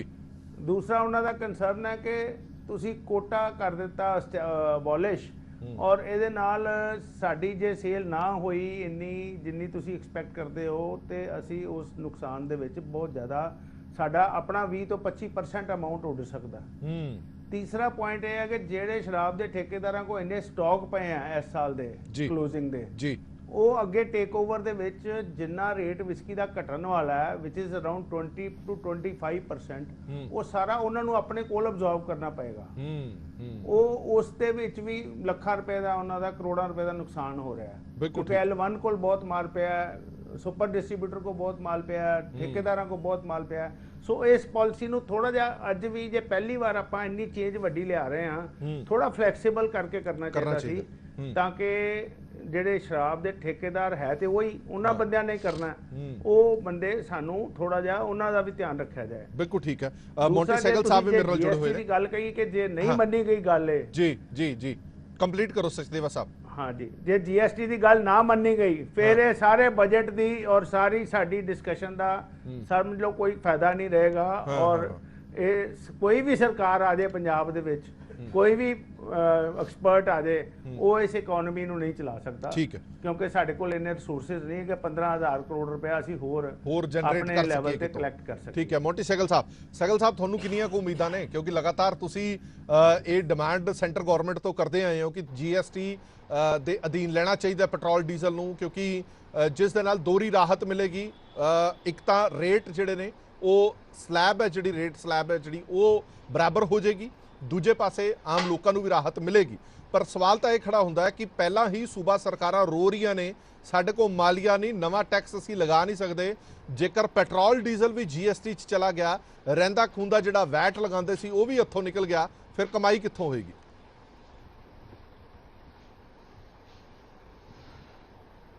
ਹਰਪ੍ਰੀਤ ਜੀ ਬਹੁਤ ਬਹੁਤ ਤੁਹਾਡਾ ਧੰਨਵਾਦ ਵੀ ਤੁਸੀਂ ਅੱਜ ਫਿਰ ਦੁਬਾਰਾ ਆਮ ਲੋਕਾਂ ਦੇ ਪੱਖੀ ਮੁੱਦੇ ਨੂੰ ਇੱਕ ਵਾਰੀ ਚੱਕਿਆ ਜੀ। ਮੈਂ ਸਿਰਫ ਇਹੀ ਕਹਿਣਾ ਚਾਹੁੰਦਾ ਵੀ ਪਹਿਲਾਂ ਤਾਂ ਵੀ petrol pump dealer association Punjab ਕੱਲ ਦੇ ਬਜਟ ਤੋਂ ਕਾਫੀ ਨਾਮੋਸ਼ ਹੋਈ ਹੈ ਔਰ ਅਸੀਂ ਐਕਸਪੈਕਟ ਕਰ ਰਹੇ ਸੀਗੇ ਕਿ ਜਿਸ ਤਰੀਕੇ ਨਾਲ ਅਸੀਂ ਚਾਹੁੰਦੇ ਸੀਗੇ ਵੀ ਪੰਜਾਬ ਦੇ ਵਿੱਚ ਹਿਮਾਚਲ J&K ਔਰ ਚੰਡੀਗੜ੍ਹ ਦੇ ਬਰਾਬਰ ਕਰਕੇ ਵੈਟ ਨੂੰ ਜਿਹੜਾ ਸਾਡਾ ਡੁੱਬਦਾ ਹੋਇਆ ਸਾਡਾ ਟ੍ਰੇਡ ਹੈ ਉਹਨੂੰ ਰਿਵਾਈਵ ਕਰਨਗੇ। पर सानू लगता नहीं कि इस तरह का कोई इन्हां कोल हैगा कोई मुद्दा इन्होंने बनाना। दूसरी गल जिहड़ी तुसीं GST की गल कर रहे हो, असीं बहुत देर तो 1 इंडिया 1 रेट की डिमांड कर रहे हैं। GST कौंसल दे विच भी असीं कई बारी रिप्रजेंटेशनस भी भेजी हैं। हुण भी रीसेंटली अज साडे चंडीगढ़ च तुहाडे इन्हां दी मीटिंग चल रही है, कल भी हैगी है और सोशल मीडिया ते काफ़ी गल्लां घूम के भी आ रही हैं भी शायद 33 रुपए घट जाएगा या वो घट जाएगा। ऐसी कोई गल नहीं है, ठीक है रेट घटणगे, GST आएगा। GST आने नाल एटलीस्ट ये बेनिफिट हो सकता है भी जेड़ा वैट है, basically VAT is tax on tax, basic price plus excise duty ਔਰ ਉਸ ਦੇ ਉੱਪਰ ਵੈਟ ਲੱਗਦਾ। ਸੋ ਅਸੀਂ ਇਹ ਸਮਝਦੇ ਹਾਂ ਵੀ ਅਗਰ 28% ਸਲੈਬ ਦੇ ਵਿੱਚ ਲੈ ਕੇ ਵੀ ਜਾਂਦੇ ਨੇ ਤੇ ਜਿਹੜੀ ਤੇਲ ਦੀਆਂ ਕੀਮਤਾਂ ਨੇ ਉਹ 22 ਰੁਪਏ 20 ਰੁਪਏ ਦੇ ਆਸ-ਪਾਸ ਜਿਹੜੀਆਂ ਘਟ ਸਕਦੀਆਂ ਨੇ ਮੌਜੂਦਾ ਹਾਲਾਤਾਂ ਦੇ ਵਿੱਚ, ਬਿਕੋਜ਼ ਜਿਹੜੀ ਬੇਸਿਕ ਪ੍ਰਾਈਸ ਹੈ ਪੈਟਰੋਲ ਔਰ ਡੀਜ਼ਲ ਦੀ ਉਹ ਇਸ ਟਾਈਮ 57 ਰੁਪਏ ਦੇ ਆਸ-ਪਾਸ ਹੈਗੀ ਹੈ ਔਰ ਉਹਦੇ ਤੇ 28% ਟੈਕਸ ਲਗਾ ਕੇ ਜੇ ਇਹ ਵਧਾਉਂਦੇ ਨੇ ਤੇ ਉਹ ਲਗਭਗ 72-74 ਰੁਪਏ ਦੇ ਆਸ-ਪਾਸ ਪੈਂਦੀ ਹੈ। ਅਸੀਂ ਆਪ ਚਾਹੁੰਦੇ ਹਾਂ ਵੀ ਇਹ ਹੋ ਜਾਵੇ, ਇੱਕ ਵਾਰੀ ਲੈਵਲ ਪਲੇਇੰਗ ਫੀਲਡ ਹੋਵੇ ਸਾਰਿਆਂ ਵਾਸਤੇ। ਇਹ ਸਾਰੇ ਸਾਡੇ ਇਕੱਲੇ ਪੰਜਾਬ ਦੀ ਇਸ਼ੂ ਨਹੀਂ ਹੈ, ਪੂਰੇ ਹਿੰਦੁਸਤਾਨ ਦੀ ਇਸ਼ੂ ਬਣੀ ਪਈ ਹੈ ਔਰ ਜਿੱਥੇ ਅੱਜ ਦੀ ਇੰਟਰਨੈਸ਼ਨਲ ਕ੍ਰਾਈਸਿਸ ਦੇ ਵਿੱਚ ਆ ਕੇ ਸੈਂਟਰਲ ਗਵਰਨਮੈਂਟ ਨੇ 2 ਵਾਰੀ ਐਕਸਾਈਜ਼ ਡਿਊਟੀ ਘਟਾਈ ਹੈ, ਪੰਜਾਬ ਸਰਕਾਰ ਨੇ 1 ਵਾਰੀ ਆਪਣੀ ਵੈਟ ਦੀ ਕਰੈਕਸ਼ਨ ਕੀਤੀ ਸੀ। ਅਸੀਂ ਉਮੀਦ ਕਰ ਰਹੇ ਸੀ ਵੀ ਜਿਹੜੀ ਪਾਰਟੀ ਜਿਹੜੀ ਆਪਣੇ ਆਪ ਨੂੰ ਆਮ ਆਦਮੀ ਪਾਰਟੀ ਕਹਿੰਦੀ ਹੈ ਉਹ ਆਮ ਲੋਕਾਂ ਦੀ ਆਵਾਜ਼ ਸੁਣੇਗੀ, ਆਮ ਲੋਕਾਂ ਦੀ ਗੱਲ ਕਰੇਗੀ, ਕਿਉਂਕਿ ਪੰਜਾਬ ਦੇ ਵਿੱਚ ਆਮ ਲੋਕ ਕੌਣ ਨੇ? ਜ਼ਿਆਦਾਤਰ ਕਿਸਾਨ ਨੇ ਜਾਂ ਕੋਈ ਟਰਾਂਸਪੋਰਟ ਦਾ ਕੰਮ ਕਰਦਾ ਜਾਂ ਆਮ ਲੋਕ ਜਿਹੜੇ ਨੌਕਰੀ ਪੇਸ਼ਾ ਵਾਲੇ ਨੇ। ਤਾਂ ਜੇ ਉਹਨਾਂ ਨੂੰ ਤੁਸੀਂ ਰਾਹਤ ਦੇਣੀ ਹੈ, ਤੁਸੀਂ ਸ਼ਰਾਬ ਪਰੋਸ ਕੇ ਨਾ ਦਿਓ, ਤੁਸੀਂ ਤੇਲ ਦੀਆਂ ਕੀਮਤਾਂ ਘਟਾ ਕੇ ਦਿਓ ਤਾਂ ਕਿ ਲੋਕਾਂ ਦੇ ਆਮ ਘਰ ਦਾ ਜਿਹੜਾ ਬਜਟ ਆ ਉਹ ਨਾਰਮਲ ਰਵੇ, ਉਹਨਾਂ ਦੇ ਖਰਚੇ ਜਿਹੜੇ ਨੇ ਅੰਡਰ ਕੰਟਰੋਲ ਹੋਣ ਔਰ ਪੰਜਾਬ ਦੀ ਜਿਹੜੀ ਮਹਿੰਗਾਈ ਹੈ ਉਹ ਵੀ ਘਟੇ। ਲੇਕਿਨ ਮੈਨੂੰ ਲੱਗਦਾ ਨਹੀਂ ਵੀ ਇਸ ਤਰੀਕੇ ਨਾਲ ਘਟੇਗਾ। ਜੀਐਸਟੀ ਕਾਉਂਸਲ ਦਾ ਜਿਹੜੀ ਗੱਲ ਕਰ ਰਹੇ ਸੀ ਤੁਸੀਂ ਉਹ ਬਿਲਕੁਲ ਸਹੀ ਹੈ। ਜੀਐਸਟੀ ਕਾਉਂਸਲ ਦੇ ਕੰਡੀਸ਼ਨ ਚੱਲੀ ਜ਼ਰੂਰ ਹੈ, ਗੱਲ ਕਰਨਗੇ, ਲੇਕਿਨ ਉਹਦੇ ਵਿੱਚ ਵੀ ਜਿਹੜੇ ਸਾਡੇ ਸੂਬੇ ਨੇ ਖਾਸ ਤੌਰ ਤੇ ਜਿਹੜੇ ਆਪੋਜੀਸ਼ਨ ਪਾਰਟੀਆਂ ਦੇ ਸੂਬੇ ਨੇ ਉਹ ਇਹਨਾਂ ਨੂੰ ਅਪੋਜ਼ ਕਰਦੇ ਨੇ। ਹਜੇ ਅੱਜ ਹੀ ਮੇਰੀ ਸਵੇਰੇ ਕਿਸੇ ਨਾਲ ਗੱਲ ਹੋ ਰਹੀ ਸੀ, ਕਹਿੰਦੇ ਸੀ ਮਮਤਾ ਬੈਨਰਜੀ ਨਹੀਂ ਮੰਨ ਰਹੇ। ਹੈਲੋ, ਬਿਲਕੁਲ ਠੀਕ ਹੈ ਤੁਹਾਡੀ ਗੱਲ। ਜੀ ਜੀ ਸਹਿਗਲ ਸਾਹਿਬ ਕੰਟੀਨਿਊ ਕਰੋ। ਹੈਲੋ, ਹਾਂਜੀ, ਤੇ ਮੈਂ ਇਹ ਕਹਿ ਰਿਹਾ ਸੀ ਵੀ ਜਿਵੇਂ ਹੁਣ ਮਮਤਾ ਬੈਨਰਜੀ ਨਹੀਂ ਮੰਨ ਰਹੇ ਜਾਂ ਕੱਲ ਨੂੰ ਪੰਜਾਬ ਸਰਕਾਰ ਨਹੀਂ ਮੰਨਦੀ ਜਾਂ ਦਿੱਲੀ ਨਹੀਂ ਮੰਨਦੀ, ਤੇ ਮਤਲਬ ਇਸ ਤਰੀਕੇ ਨਾਲ ਪ੍ਰੋਬਲਮ ਜਿਹੜੀ ਹੈ ਉਹਦਾ ਹੱਲ ਨਹੀਂ ਨਿਕਲਣਾ। ਔਰ ਅਸੀਂ ਬਾਰ-ਬਾਰ ਇੱਕ ਗੱਲ ਕਹਿ ਰਹੇ ਹਾਂ, ਇਹ ਭਾਵੇਂ ਪੰਜਾਬ ਸਰਕਾਰ ਹੋਵੇ, ਇਹ ਆਪਣੇ ਬਜਟ ਸਪੀਚ ਤੋਂ ਪਹਿਲਾਂ ਸ਼ਾਇਦ ਫਾਈਨੈਂਸ ਮਿਨਿਸਟਰ ਸਾਹਿਬ ਨੇ ਇੱਕ ਬਿਆਨ ਵੀ ਦਿੱਤਾ ਹੈ ਕਿ ਸਾਡੀ ਵੈਟ ਦੀ ਕਲੈਕਸ਼ਨ ਪੈਟਰੋਲ ਡੀਜ਼ਲ ਦੀ ਜਿਹੜੀ ਹੈ ਉਹ ਇਸ ਸਾਲ ਘਟ ਜਾਣੀ ਹੈ। ਮੈਂ ਤੁਹਾਡੇ ਚੈਨਲ ਰਾਹੀਂ ਇਹ ਦੱਸਣਾ ਚਾਹੁੰਦਾ ਵੀ ਅੱਜ ਪੰਜਾਬ ਦੀ ਇੱਕ ਇਹੋ ਜਿਹੀ ਸਥਿਤੀ ਹੋਈ ਹੈ ਜਿਹਦੇ ਵਿੱਚ ਹਰਿਆਣਾ ਦੇ ਨਾਲ ਔਰ ਰਾਜਸਥਾਨ ਦੇ ਨਾਲ ਜਿਹੜੇ ਲੱਗਦੇ ਜ਼ਿਲ੍ਹੇ ਨੇ ਉੱਥੇ ਇੰਨੀ ਗਰੋਥ ਹੋਈ ਹੈ ਵੈਟ ਦੀ ਕਰੈਕਸ਼ਨ ਕਰਨ ਤੋਂ ਬਾਅਦ, ਵੈਟ ਰਿਡਿਊਸ ਕਰਨ ਤੋਂ ਬਾਅਦ ਸਾਡੇ ਤੇਲ ਪੰਪਾਂ ਤੇ ਇੰਨੀ ਗਰੋਥ ਹੋਈ ਹੈ ਵੀ ਤੇਲ ਕੰਪਨੀਆਂ ਤੋਂ ਤੇਲ ਨਹੀਂ ਦਿੱਤਾ ਜਾ ਰਿਹਾ। ਸਾਨੂੰ ਰੋਜ਼ ਉੱਥੋਂ ਕੰਪਲੇਂਟਾਂ ਆ ਰਹੀਆਂ ਨੇ। ਗਰੋਥ ਹੋ ਰਹੀ ਹੈ ਪੰਜਾਬ ਦੇ ਵਿੱਚ ਸਿਰਫ ਇਸ ਕਰਕੇ ਕਿਉਂਕਿ ਅਸੀਂ ਹਰਿਆਣੇ ਤੋਂ ਔਰ ਰਾਜਸਥਾਨ ਤੋਂ ਸਸਤੇ ਹਾਂ। ਔਰ ਜਿੱਦਾਂ ਤੁਹਾਡੇ ਚੈਨਲ ਤੇ ਅੱਜ ਇੱਕ ਅਰਥ ਸ਼ਾਸਤਰੀ ਬੈਠੇ ਆ, ਮਾਹਰ ਬੈਠੇ ਆ, ਤੁਸੀਂ ਇਹਨਾਂ ਨੂੰ ਵੀ ਪੁੱਛ ਲਓ ਵੀ ਬੇਸਿਕ ਇਕਨੋਮਿਕਸ ਤੇ ਇਹ ਕਹਿੰਦੀ ਹੈ ਜਿੱਥੇ ਸਸਤਾ ਹੋਏਗਾ ਲੋਕ ਉੱਥੋਂ ਭਰਾਉਣਗੇ। ਔਰ ਅੱਜ ਤੁਸੀਂ ਛੋਟਾ ਜਿਹਾ ਸੂਬਾ ਹਿਮਾਚਲ ਪ੍ਰਦੇਸ਼ ਜੋ 400 ਕਰੋੜ ਤੋਂ ਤੁਸੀਂ ਉਹਨੂੰ 1400 ਕਰੋੜ ਤੇ ਲੈ ਗਏ ਆ ਤੇ 1000 ਕਰੋੜ ਤੇ ਤੁਹਾਡਾ ਕੱਢ ਕੇ ਲੈ ਗਏ ਹੋ। ਸੋ ਇਹ ਗਲਤ ਹੈ ਜਿਹੜਾ ਇਹਨਾਂ ਦਾ ਤਰੀਕਾ ਬਜਟ ਦੇ ਵਿੱਚ ਸਾਡੀ ਡਿਮਾਂਡ ਨੂੰ ਇਗਨੋਰ ਕਰਨਾ। ਔਰ ਅਗਰ ਜੀਐਸਟੀ ਕਾਉਂਸਲ ਇਹਦੇ ਡਿਸੀਜਨ ਨੂੰ ਲੈ ਕੇ ਆਉਂਦੀ ਹੈ ਤੇ ਅਸੀਂ ਉਹਦਾ ਵੈਲਕਮ ਕਰਾਂਗੇ ਕਿਉਂਕਿ ਅਸੀਂ ਤੇ ਆਪ ਚਾਹੁੰਦੇ ਆ ਵੀ ਸਾਡਾ ਇੱਕ rate one India one rate ਹੋਣਾ ਚਾਹੀਦਾ। ਤੁਸੀਂ ਇਹ ਚਾਹੁੰਦੇ ਹੋ ਕਿ ਜਿਵੇਂ ਸ਼ਰਾਬ ਸਸਤੀ ਕੀਤੀ ਹੈ, ਜੇ ਸ਼ਰਾਬ ਸਸਤੀ ਕੀਤੀ ਹੈ ਤਾਂ ਪੰਜਾਬ ਦੇ ਵਿੱਚ ਸ਼ਰਾਬ ਦਾ ਮਾਲੀਆ ਵਧੇਗਾ। ਜਿਹੜੇ ਲੋਕ ਚੰਡੀਗੜ੍ਹ ਜਾਂ ਹੋਰ ਸੂਬਿਆਂ ਤੋਂ ਸ਼ਰਾਬ ਲੈਂਦੇ ਸੀਗੇ ਉਹ ਹੁਣ ਪੰਜਾਬ ਦੇ ਵਿੱਚ ਲੈਣਗੇ। ਸੇਮ ਫਾਰਮੂਲਾ ਪੈਟਰੋਲ ਡੀਜ਼ਲ ਤੇ ਵੀ ਲਾਗੂ ਕਰਨਾ ਚਾਹੀਦਾ, ਤੁਸੀਂ ਇਹ ਕਹਿਣਾ ਚਾਹੁੰਦੇ ਹੋ? ਬਿਲਕੁਲ ਇਹੀ ਅਸੀਂ ਕਹਿ ਰਹੇ ਹਾਂ। ਸ਼ਰਾਬ ਪਰੋਸਣ ਨਾਲੋਂ ਸਸਤੀ ਸ਼ਰਾਬ ਪਰੋਸਣ ਨਾਲੋਂ ਸਸਤਾ ਪੈਟਰੋਲ ਡੀਜ਼ਲ ਦਿਓ, ਕਿਸਾਨਾਂ ਨੂੰ ਫਾਇਦਾ ਦਿਓ, ਟਰਾਂਸਪੋਰਟਰਸ ਨੂੰ ਫਾਇਦਾ ਦਿਓ, ਆਮ ਜਨਤਾ ਨੂੰ ਫਾਇਦਾ ਦਿਓ ਔਰ ਇੰਡਸਟਰੀ ਨੂੰ ਵੀ ਫਾਇਦਾ ਦਿਓ। ਦੇਖੋ ਇੰਡਸਟਰੀ ਵੀ ਕੰਜ਼ਿਊਮਰ ਹੈਗੀ ਹੈ। 40% ਕੰਜ਼ੰਪਸ਼ਨ ਜਿਹੜੀ ਹੈ ਉਹ ਕਿਸਾਨ ਕਰਦੇ ਨੇ, 25% ਕੰਜ਼ੰਪਸ਼ਨ ਜਿਹੜੀ ਹੈ ਸਾਡੇ ਟਰਾਂਸਪੋਰਟ ਸੈਕਟਰ ਦੀ ਹੁੰਦੀ ਹੈ, 15 ਤੋਂ 20% ਜਿਹੜੀ ਕੰਜ਼ੰਪਸ਼ਨ ਹੈਗੀ ਹੈ ਇੰਡਸਟਰੀ ਦੀ ਵੀ ਹੈਗੀ ਹੈ ਡੀਜ਼ਲ ਦੀ। ਤੇ ਜੇ ਤੁਸੀਂ ਤੁਹਾਡੇ ਪੰਜਾਬ ਦੇ ਵਿੱਚ ਹਿਮਾਚਲ ਨਾਲੋਂ 6 ਰੁਪਏ ਲੀਟਰ ਡੀਜ਼ਲ ਮਹਿੰਗਾ ਵਿਕ ਰਿਹਾ ਤੇ ਉਹ ਕਿਉਂ ਖਰੀਦਣਗੇ ਤੁਹਾਡੇ ਤੋਂ? ਬਿਲਕੁਲ, ਇਸ ਲਈ ਬਲੈਕ ਮਾਰਕੀਟ ਵੀ ਹੁੰਦਾ ਹੈ। ਤਾਂ ਇੱਕ ਗੱਲ ਮੈਂ ਜਿਹੜੀ ਤੁਹਾਡੇ ਤੋਂ ਪੁੱਛਣਾ ਚਾਹੁੰਦਾ, ਜਿਹੜੀ ਗੱਲ ਸਚਦੇਵਾ ਸਾਹਿਬ ਨੇ ਕੀਤੀ ਹੈ ਕਿ ਜੇਕਰ ਜੀਐਸਟੀ ਦਾ 15,000 ਕਰੋੜ ਰੁਪਈਆ ਸਾਡੇ ਕੋਲ ਨਹੀਂ ਆਉਂਦਾ ਜਿਹੜਾ ਸੈਂਟਰ ਸਾਨੂੰ ਦਿੰਦੀ ਹੈ ਤੇ ਫਿਰ ਤਾਂ ਬਹੁਤ ਹੀ ਮੁਸ਼ਕਲ ਹੈ, ਫਿਰ ਤਾਂ ਸਾਰਾ ਬਜਟ ਗੜਬੜਾ ਜਾਏਗਾ। ਪਰ ਮੈਨੂੰ ਯਾਦ ਹੈ ਕਿ ਹਰਪਾਲ ਚੀਮਾ ਸਾਹਿਬ ਨੇ ਜਦੋਂ ਇਹ ਬਜਟ ਪੇਸ਼ ਕੀਤਾ ਉਹਨਾਂ ਨੇ ਇਸ ਗੱਲ ਦਾ ਜ਼ਿਕਰ ਕੀਤਾ ਕਿ ਇਹ ਸਾਡੇ ਲਈ ਔਖਾ ਸਮਾਂ ਕਿਉਂਕਿ ਸਾਡੀ ਉਹ ਰਕਮ ਜਿਹੜੀ ਸੈਂਟਰ ਤੋਂ ਆਣੀ ਸੀ ਉਹ ਬੰਦ ਹੋ ਰਹੀ ਹੈ। ਉਸ ਦੇ ਬਾਵਜੂਦ ਅਸੀਂ ਇਹ ਬਜਟ ਤਿਆਰ ਕੀਤਾ। ਯਾਨੀ ਕਿ ਪੰਜਾਬ ਸਰਕਾਰ ਨੇ ਇਹ ਬਜਟ ਇਸ ਗੱਲ ਨੂੰ ਧਿਆਨ ਦੇ ਵਿੱਚ ਰੱਖਦਿਆਂ ਹੋਇਆ ਬਣਾਇਆ ਕਿ ਸਾਡੇ ਕੋਲ ਉਹ ਮੋਟੀ ਰਕਮ 15,000 ਕਰੋੜ ਰੁਪਏ ਦੀ ਨਹੀਂ ਆਏਗੀ। ਉਹਨੂੰ ਜ਼ਿਹਨ ਦੇ ਵਿੱਚ ਰੱਖਦਿਆਂ ਹੋਇਆ ਇਹ ਬਜਟ ਤਿਆਰ ਕੀਤਾ। ਜਾਂ ਤੁਹਾਨੂੰ ਲੱਗਦਾ ਹੈ ਕਿ ਜੇਕਰ ਉਹ ਰਕਮ ਨਹੀਂ ਆਉਂਦੀ ਤਾਂ ਇਹ ਬਜਟ ਜਿਵੇਂ ਸਚਦੇਵਾ ਸਾਹਿਬ ਕਹਿ ਰਹੇ ਨੇ ਕਿ ਕੋਈ ਵੀ ਗੱਲ ਪੂਰੀ ਨਹੀਂ ਹੋ ਸਕਣੀ? ਫਿਰ 15,000 ਜਿਹੜਾ 500 ਕਰੋੜ ਦਾ ਅਮਾਉਂਟ ਹੈ ਇਹ ਪੰਜਾਬ ਸਰਕਾਰ ਲਈ ਬਹੁਤ ਵੱਡਾ ਅਮਾਉਂਟ ਹੈ ਜੀ। ਤੇ ਮੈਨੂੰ ਲੱਗਦਾ ਕਿ ਜੇ ਜੀਐਸਟੀ ਕੰਪਨਸੇਸ਼ਨ ਮੁਆਵਜ਼ਾ ਐਕਸਟੈਂਡ ਨਾ ਹੋਇਆ ਤਾਂ ਫਿਰ ਇਹ ਪੰਜਾਬ ਸਰਕਾਰ ਨੂੰ ਇਹ ਬਜਟ ਜਿਹੜਾ ਕੱਟ ਸ਼ਾਰਟ ਕਰਨਾ ਪਏਗਾ। ਪਰ ਹਰਪਾਲ ਚੀਮਾ ਜੀ ਨੇ ਇੱਕ ਗੱਲ ਜ਼ਰੂਰ ਕਹੀ ਸੀ ਆਪਣੀ ਬਜਟ ਸਪੀਚ ਵਿੱਚ ਕਿ ਅਸੀਂ 5000 ਤੋਂ ਉੱਪਰ ਹੋਰ GST ਵਧਾਵਾਂਗੇ। ਤਾਂ ਜੇ ਉਹ ਵਧਾ ਵੀ ਲੈਂਦੇ ਨੇ ਤਾਂ ਵੀ 10,000 ਕਰੋੜ ਦਾ ਗੈਪ ਜਿਹੜਾ ਉਹ ਬਹੁਤ ਵੱਡਾ। ਮੈਨੂੰ ਲੱਗਦਾ ਹੈ ਕਿ ਕੇਂਦਰ ਸਰਕਾਰ, ਪੰਜਾਬ ਸਰਕਾਰ ਜਿਹੜੀ ਪਹਿਲੀ ਵੀ ਸੀ, ਉਹਨੇ ਕੋਈ ਇਸ ਪਾਸੇ ਕੋਈ ਪੁਖਤਾ ਸਕੀਮ ਤਿਆਰ ਨਹੀਂ ਕੀਤੀ ਕਿ ਅਸੀਂ ਇਸ ਨੂੰ ਕਿਵੇਂ ਵਧਾਉਣਾ। ਮੈਂ ਜਦੋਂ GST ਦੇ ਕੰਪਨਸੇਸ਼ਨ ਨੂੰ ਵੇਖ ਰਿਹਾ ਤਾਂ ਉਹ ਜਦੋਂ ਤੁਸੀਂ 2017-18 ਚ ਉਹ ਹੁੰਦਾ ਹੈ ਲਾਗੂ, ਤਾਂ ਉਹ 7,000 ਕਰੋੜ ਸੀਗਾ, ਵੱਧਦਾ ਇਹ 15,000 ਕਰੋੜ ਬਣ ਗਿਆ। ਮੈਨੂੰ ਲੱਗਦਾ ਹੈ ਕਿ ਪੰਜਾਬ ਸਰਕਾਰ ਤੇ GST ਕਲੈਕਸ਼ਨ ਮਸ਼ੀਨਰੀ ਨੇ ਵੀ ਜਾਂ GST ਦੇਣ ਵਾਲਿਆਂ ਨੇ ਵੀ ਇਹਦੇ ਵਿੱਚ ਘਪਲਾ ਜਿਹੜਾ ਹੈ ਉਹ ਕੀਤਾ ਹੈ, ਤਾਂ ਹੀ ਇਹ ਵੱਧ ਗਿਆ। ਕਿਉਂਕਿ ਸ਼ਾਇਦ ਸਰਕਾਰ ਨੂੰ ਵੀ ਲੱਗਿਆ ਹੋਏਗਾ ਕਿ ਕੋਈ ਨਹੀਂ, ਮੁਆਵਜ਼ਾ ਤੇ ਸਾਨੂੰ ਆ ਹੀ ਜਾਣਾ, ਸਾਨੂੰ ਟੋਟਲ ਤਾਂ ਮੁਆਵਜ਼ੇ 'ਚ ਜਿਹੜਾ ਰੈਵਨਿਊ 'ਚ ਫਰਕ ਨਹੀਂ ਪੈਣਾ। ਤਾਂ ਮੈਨੂੰ ਲੱਗਦਾ ਇੱਕ ਕਾਰਨ ਹੋ ਸਕਦਾ ਹੈ ਸੰਭਵ, ਇਹ ਮੇਰੇ ਮੁਤਾਬਕ GST ਵਿੱਚ ਬਹੁਤ ਵੱਡੀ ਚੋਰੀ ਹੁੰਦੀ ਹੈ ਤੇ ਉਹ ਚੋਰੀ ਮੇਰੇ ਮੁਤਾਬਕ 9,000 ਕਰੋੜ ਰੁਪਇਆ ਜਿਹੜਾ ਉਹ ਸਟੇਟ ਗਵਰਨਮੈਂਟ ਦਾ ਹਿੱਸਾ ਹੀ ਵੱਧ ਸਕਦਾ, ਕਿਉਂਕਿ 50% GST ਸਟੇਟ ਗਵਰਨਮੈਂਟ ਦਾ ਹੈ। ਤੇ ਜੇ ਇਹ 9,000 ਕਰੋੜ ਹੋਰ ਉਗਰਾ ਲੈਣ GST ਤੋਂ ਜਿਹੜਾ ਕਿ ਚੋਰੀ ਹੁੰਦਾ ਹੈਗਾ, ਤੇ 5,000 ਕਰੋੜ ਜਿਵੇਂ FM ਨੇ ਕਿਹਾ ਕਿ ਅਸੀਂ ਹੋਰ ਕਰਾਂਗੇ, ਇਹ ਸਾਰਾ ਮਿਲਾ ਕੇ ਹੋਰ ਹੋ ਸਕਦਾ ਤੇ ਹੋਰ ਵੀ ਸਾਡੇ ਕੋਲ ਸੋਰਸਿਸ ਨੇ ਜਿੱਥੋਂ ਅਸੀਂ ਉਹ ਪੈਸਾ ਜਨਰੇਟ ਕਰ ਸਕਦੇ ਹਾਂ। ਇਹ ਗੱਲ ਠੀਕ ਹੈ ਕਿ ਪਹਿਲੀ ਸਰਕਾਰ ਨੇ ਜਾਂ ਉਸ ਤੋਂ ਪਹਿਲੀ ਮਤਲਬ ਕਾਂਗਰਸ ਵੇਲੇ ਤਾਂ ਹੋਇਆ ਨਾ, ਉਹਨਾਂ ਨੇ ਇਸ ਲਈ ਕੋਈ ਤਿਆਰੀ ਨਹੀਂ ਕੀਤੀ ਕਿ ਉਹਨਾਂ ਨੇ ਸੋਚਿਆ ਵੀ ਕੋਈ ਪਤਾ ਨਹੀਂ ਐਕਸਟੈਂਡ ਹੋ ਜਾਣਾ। ਮੈਂ ਦੂਸਰੀ ਗੱਲ ਜਿਹੜੀ ਮੈਂ 2 ਸਾਲ ਪਹਿਲਾਂ ਇੱਕ ਆਨਲਾਈਨ ਕਾਨਫਰੰਸ ਵੀ ਕਰਾਈ ਸੀ, 5-6-7 ਸਟੇਟਾਂ ਦੇ ਫਾਈਨਾਂਸ ਮਿਨਿਸਟਰ ਸੀਗੇ, ਜਦੋਂ ਕੋਵਿਡ ਦੇ ਵਿੱਚ ਇਹ ਗੱਲ ਆਈ ਸੀ ਕਿ ਕੰਪਨਸੇਸ਼ਨ ਡਿਲੇ ਹੋ ਰਿਹਾ ਸੀ, ਤਾਂ ਉਦੋਂ ਕਾਫੀ ਰੌਲਾ ਪਿਆ ਸੀ। ਉਹਦੇ ਵਿੱਚ ਵੀ ਇਹ ਮੁੱਦਾ ਆਇਆ ਸੀ ਕਿ ਐਕਸਟੈਂਡ ਹੋਣਾ ਚਾਹੀਦਾ। ਮੈਨੂੰ ਲੱਗਦਾ ਹੈ ਕਿ ਜਿਵੇਂ ਕੋਵਿਡ ਦੇ 2 ਸਾਲ ਐਕਟ ਆਫ ਗॉड ਦੇ ਤੌਰ ਤੇ ਸੀਤਾਰਮਨ ਜੀ ਨੇ ਕਹੇ ਸੀ, ਮੈਨੂੰ ਲੱਗਦਾ ਕਿ ਐਟਲੀਸਟ ਜਿਹੜਾ ਇਹ 2 ਸਾਲ ਜਿਹੜਾ ਕੰਪਨਸੇਸ਼ਨ ਹੈ ਉਹ ਵਧਾਉਣ ਦੀ ਲੋੜ ਹੈ, ਜਿਹੜਾ ਕਿ 2 ਸਾਲ ਹੋਰ ਕੰਟੀਨਿਊ ਕਰੋ ਤੇ ਸਟੇਟਾਂ ਨੂੰ 2 ਸਾਲ ਟਾਈਮ ਦੇ ਦਿਓ ਕਿ ਇਸ ਤੋਂ ਬਾਅਦ ਨਹੀਂ ਹੋਏਗਾ। ਮੈਂ ਤਾਂ ਇਹ ਵੀ ਸਮਝਦਾ ਸੀ ਕਿ ਸਟੇਟਾਂ ਨੂੰ GST ਮੰਨਣਾ ਹੀ ਨਹੀਂ ਚਾਹੀਦਾ ਸੀ। ਬਹੁਤ ਸਾਰੇ ਦੁਨੀਆ ਦੇ ਦੇਸ਼ ਆ ਜਿੱਥੇ GST ਨਹੀਂ ਹੈ।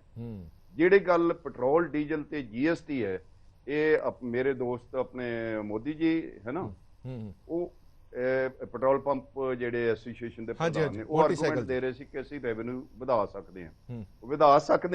ਦੇਖੋ ਇਹ ਚੰਨੀ ਸਰਕਾਰ ਨੇ 10 ਰੁਪਏ ਮੇਰਾ ਖਿਆਲ ਘਟਾਇਆ ਸੀਗਾ, ਤਾਂ ਉਹਦੇ ਨਾਲ ਤੁਹਾਡਾ ਜਿਹੜੇ ਰੇਟ ਵਧਣ ਨਾਲ ਇੱਥੇ ਬਲਕ ਸੇਲ ਜਿਹੜੀ ਉਹ ਵੱਧ ਗਈ, ਤੇ ਉਸ ਕਰਕੇ ਸਾਡਾ ਜਿਹੜਾ ਪੈਟਰੋਲ ਡੀਜ਼ਲ ਤੋਂ ਰੈਵਨਿਊ ਉਹ ਵਧਿਆ ਹੈ ਘਟਣ ਦੀ ਬਜਾਏ। ਸੋ ਇਹ ਠੀਕ ਗੱਲ ਹੈ ਇਹਨਾਂ ਦੀ ਕਿ ਜਦੋਂ ਵੈਟ ਜਾਂ ਟੈਕਸ ਘਟਦਾ ਹੈ ਤਾਂ ਸੇਲ ਵੱਧਦੀ ਹੈ, ਕਿਉਂਕਿ ਸਿੰਪਲ ਰੂਲ ਹੈ ਡਿਮਾਂਡ ਸਪਲਾਈ ਦਾ ਕਿ ਜੇ ਪ੍ਰਾਈਸ ਜਿਹੜੀ ਹੈ ਉਹ ਘਟਦੀ ਹੈ ਤਾਂ ਡਿਮਾਂਡ ਵਧੇਗੀ। ਮੈਨੂੰ ਇਹ ਲੱਗਦਾ ਹੈ ਕਿ ਇਹ ਆਰਗੂਮੈਂਟ ਦੇਣ ਨਾਲੋਂ ਕਿ ਇਹਨੂੰ GST 'ਚ ਲਿਆਓ, ਇਹ ਆਰਗੂਮੈਂਟ ਦੇਣਾ ਚਾਹੀਦਾ ਕਿ ਪੰਜਾਬ ਸਰਕਾਰ ਆਪਣੇ ਆਪ ਹੀ ਜਿਹੜਾ ਵੈਟ ਹੈ ਉਹ ਘਟਾ ਦੇਵੇ, ਤਾਂ ਕਿ ਦੂਜੇ ਸੂਬਿਆਂ ਚੋਂ ਲੋਕ ਤੇਲ ਨਾ, ਹੁਣ ਜਿਹੜੇ ਵੀ ਜਦੋਂ ਕੋਈ ਹੋਰ ਟਰੱਕ ਜਿਹੜੇ ਟਰਾਂਸਪੋਰਟਰ ਨੇ ਉਹ ਤਾਂ ਬਹੁਤ ਦੂਰ ਦੂਰ ਤੱਕ ਜਾਂਦੇ ਨੇ, ਉਹਨਾਂ ਨੂੰ ਕੀ ਲੋੜ ਪਈ ਹੈ ਕਿ ਪੰਜਾਬ ਚੋਂ ਮਹਿੰਗਾ ਉਹ ਇੰਨਾ ਕੀ ਤੇਲ ਪਾਉਣਗੇ ਜਿਹੜਾ ਦੂਜੇ ਸੂਬੇ ਤੱਕ ਜਾ ਸਕੇ। ਹਾਂ, ਸੋ ਮੈਨੂੰ ਲੱਗਦਾ ਹੈ ਕਿ ਇਹ ਕੰਪੀਟੀਟਿਵ ਇਹਨਾਂ ਨੂੰ ਵੈਟ ਘਟਾ ਕੇ ਵੀ ਕੀਤਾ ਜਾ ਸਕਦਾ ਹੈ। ਮੈਂ ਇਸ ਹੱਕ 'ਚ ਨਹੀਂ ਹਾਂ। ਜੇ ਤਾਂ ਇਹ ਵੀ ਚਲਾ ਗਿਆ, ਕੱਲ ਨੂੰ ਐਕਸਾਈਜ਼ ਵੀ ਚਲਾ ਗਿਆ, ਤਾਂ ਸਟੇਟਾਂ ਦੇ ਕੋਲ ਕੀ ਫਾਈਨੈਂਸ਼ੀਅਲ ਆਟੋਨਮੀ ਰਹਿ ਜਾਏਗੀ।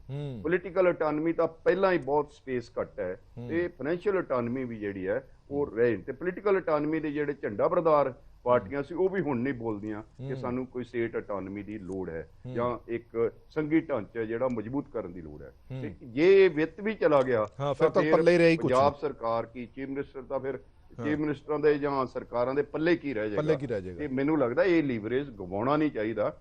ਇਹ ਸਰਕਾਰ ਇਹ ਆਰਗੂਮੈਂਟ ਦੇਣਾ ਚਾਹੀਦਾ ਹੈ ਕਿ ਭਾਈ ਤੁਸੀਂ ਆਪਣੇ ਆਪ ਹੀ ਆਪਣਾ ਠੀਕ ਕਰ ਲਓ ਘਰ, ਕਿਉਂ ਇਹਨੂੰ GST ਦੇ ਘੇਰੇ 'ਚ ਲਿਆਉਣਾ। ਕੁਮਨ ਸਾਹਿਬ ਇੱਕ ਛੋਟਾ ਜਿਹਾ ਸਵਾਲ ਮੈਂ ਤੁਹਾਡੇ ਤੋਂ ਜ਼ਰੂਰ ਪੁੱਛਣਾ ਚਾਹਨਾ, ਫਿਰ ਮੈਂ ਸਚਦੇਵਾ ਸਾਹਿਬ ਕੋਲ ਜਾਣਾ। ਤੁਹਾਨੂੰ ਲੱਗਦਾ ਕਿ ਪੋਲੀਟੀਕਲ ਪਾਰਟੀਆਂ XYZ ਜਿਹੜੀ ਮਰਜ਼ੀ ਪਾਰਟੀ ਹੋਵੇ, ਸਾਰੀਆਂ ਪਾਰਟੀਆਂ ਨੂੰ ਪੰਜਾਬ ਦੀ ਫਿਜ਼ੀਕਲ ਸਿਚੁਏਸ਼ਨ ਪਤਾ ਸੀਗੀ, ਫਾਈਨੈਂਸ਼ੀਅਲ ਸਿਚੁਏਸ਼ਨ ਪਤਾ ਸੀਗੀ ਕੀ ਸਿਚੁਏਸ਼ਨ ਹੈਗੀ ਆ, ਉਸ ਦੇ ਬਾਵਜੂਦ ਇਦਾਂ ਦੇ ਐਲਾਨ, ਇਦਾਂ ਦੀਆਂ ਗਰੰਟੀਆਂ, ਹਲੇ ਤਾਂ ਉਹ ਗੱਲ ਸਾਹਮਣੇ ਨਹੀਂ ਆਈ ਕਿ 1000 रुपए ਮਹੀਨਾ ਹਰ ਔਰਤ ਦੇ ਖਾਤੇ ਦੇ ਵਿੱਚ ਪਾਣਾ, ਯਾਨੀ ਕਿ ਪੰਜਾਬ ਦੀ ਅੱਧੀ ਪਾਪੂਲੇਸ਼ਨ ਦੇ ਖਾਤਿਆਂ ਦੇ ਵਿੱਚ 1000 रुपए ਪਾਣਾ, ਹਲੇ ਤਾਂ ਉਹ ਗਰੰਟੀ ਬਕਾਇਆ ਪਈ ਹੈ। ਅਸੀਂ ਤਾਂ ਹਲੇ ਉਹਨਾਂ ਚੀਜ਼ਾਂ ਨਾਲ ਜੂਝ ਰਹੇ ਹਾਂ ਜਿਹੜੀਆਂ ਪਹਿਲਾਂ ਚੱਲਦੀਆਂ ਆ ਰਹੀਆਂ ਨੇ, ਔਰ ਉਹਦੇ ਵਿੱਚ ਵੀ ਅਸੀਂ ਇੱਕ ਪਲੱਸ ਕਰ ਦਿੱਤਾ, 300 ਯੂਨਿਟ ਅਸੀਂ ਮੁਫਤ ਕਰਨ ਜਾ ਰਹੇ ਹਾਂ। ਤੁਸੀਂ ਇਹ ਕਹਿ ਦੋ ਕਿ 301 ਯੂਨਿਟ ਜਿਹਦਾ ਵੀ ਆਊਗਾ ਉਹ ਪੂਰਾ ਬਿਜਲੀ ਦਾ ਬਿੱਲ ਭਰੇਗਾ। ਚਲੋ ਬਹੁਤੇ ਨਾ ਸਹੀ, ਕਾਫੀ ਹੱਦ ਤੱਕ ਤਾਂ ਲੋਕ ਬਚਾਉਣ ਦੀ ਕੋਸ਼ਿਸ਼ ਕਰਨਗੇ ਕਿ ਸਾਡਾ ਬਿੱਲ 300 ਯੂਨਿਟ ਦੇ ਦਾਇਰੇ ਦੇ ਵਿੱਚ ਆਵੇ। ਤੁਹਾਨੂੰ ਇਹ ਲੱਗਦਾ ਹੈ ਕਿ ਪੰਜਾਬ ਦੇ ਸਿਰ ਕਰਜ਼ਾ ਚਾੜਨ ਦੇ ਵਿੱਚ ਇਹਨਾਂ ਸਕੀਮਾਂ ਦਾ ਵੀ ਅਹਿਮ ਰੋਲ ਰਿਹਾ?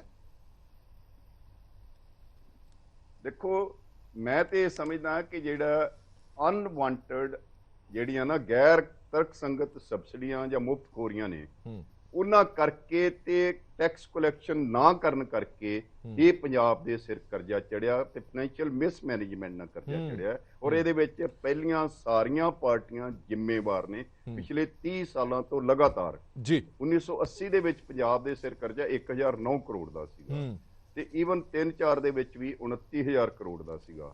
ਸੋ ਇਹ ਕਰਜ਼ਾ ਜਿਹੜਾ ਇੰਨਾ ਵਧਿਆ ਹੈ, ਇਹ ਪੋਲੀਟੀਕਲ ਪਾਰਟੀਆਂ ਦੀ ਜਿਹੜੀ ਵੱਧ ਇੰਤਜ਼ਾਮੀ ਹੈ ਫਾਈਨਾਂਸ ਦੀ, ਉਹਨਾਂ ਚੜਾਇਆ, ਔਰ ਟੈਕਸ ਨਾ ਕਲੈਕਟ ਕਰਨੇ ਚੜਾਇਆ, ਔਰ ਕੰਪੀਟੀਟਿਵ ਪੋਲੀਟੀਕਲ ਪੋਪੂਲਿਜ਼ਮ ਨੇ ਚੜਾਇਆ। ਮੇਰਾ ਤਾਂ ਸਟੂਡੈਂਟ, ਇਕਨੋਮਿਕਸ ਦੇ ਸਟੂਡੈਂਟ ਹੋਣ ਦੇ ਨਾਤੇ, ਪੰਜਾਬ ਦਾ ਹੀਤੂ ਹੋਣ ਦੇ ਨਾਤੇ ਮੇਰਾ ਇਹ ਮੰਨਣਾ ਹੈ ਕਿ ਕੋਈ ਵੀ ਸਬਸਿਡੀ, ਕੋਈ ਵੀ ਮੁਫਤ ਚੀਜ਼, ਕੋਈ ਮੁਫਤ ਸੇਵਾ ਜਿਹੜੇ ਸਰਦੇ ਪੁੱਜਦੇ ਲੋਕ ਨੇ ਉਹਨਾਂ ਨੂੰ ਨਾ ਦਿਓ।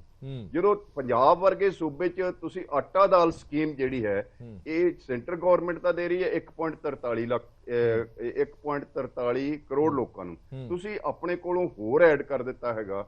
ਚਲੋ ਕਰ ਦਿਓ, ਚਲੋ ਮੰਨ ਲਓ, ਪਰ ਇਹਦੇ ਵਿੱਚ ਪਿਲਫਰੇਜ ਨੂੰ ਤਾਂ ਰੋਕ ਲਓ। ਤੁਸੀਂ ਇਹ ਤਾਂ ਜਿਹੜਾ 300 ਯੂਨਿਟ ਵਾਲਾ, ਇਹ ਕਿੰਨੇ ਡਿਮਾਂਡ ਕੀਤਾ ਸੀਗਾ? 1000 ਔਰਤਾਂ, ਕਿਹੜੀਆਂ ਔਰਤਾਂ ਨੇ 1000 ਰੁਪਇਆ ਮਹੀਨਾ ਡਿਮਾਂਡ ਕੀਤਾ ਸੀ? ਇਹ ਪੋਲੀਟੀਕਲ ਪਾਰਟੀਆਂ ਲੋਕਾਂ ਦੇ ਪੈਸੇ ਨਾਲ ਬਰਾਈਬ ਕਰਕੇ ਵੋਟਾਂ ਲੈਣ ਲਈ ਇਹ ਕੰਮ ਕਰਦੀਆਂ ਨੇ। ਮੈਨੂੰ ਲੱਗਦਾ ਹੈ ਕਿ ਇਹ ਕੰਮ ਜਿਹੜਾ ਇਹ ਨਹੀਂ ਕਰਨਾ ਚਾਹੀਦਾ। ਮੇਰਾ ਅੱਜ ਵੀ ਮੰਨਣਾ ਹੈ ਕਿ ਜਿਹੜਾ ਮਾਰਜਨ ਤੇ ਹੈ, ਜਿਹੜਾ ਗਰੀਬ ਆਦਮੀ ਹੈ, ਜਿਹੜਾ ਅਫੋਰਡ ਨਹੀਂ ਕਰ ਸਕਦਾ, ਉਹਨੂੰ ਸਬਸਿਡੀ ਵੀ ਦਿਓ, ਫ੍ਰੀ ਚੀਜ਼ ਵੀ ਦਿਓ, ਪਰ ਸਰਦੇ ਪੁੱਜਦੇ ਲੋਕਾਂ ਨੂੰ ਨਾ ਫ੍ਰੀ ਚੀਜ਼ ਦਿਓ, ਨਾ ਸਬਸਿਡੀ ਦਿਓ। ਨਹੀਂ ਤਾਂ ਪੰਜਾਬ ਜਿਹੜਾ ਉਹਦਾ ਵਿਕਾਸ ਨਹੀਂ ਹੋਣਾ, ਕੋਈ ਨਿਵੇਸ਼ ਨਹੀਂ ਹੋਣਾ, ਕੋਈ ਇਹਦੇ ਵਿੱਚ ਰੁਜ਼ਗਾਰ ਦੇ ਮੌਕੇ ਨਹੀਂ ਪੈਦਾ ਹੋਣੇ।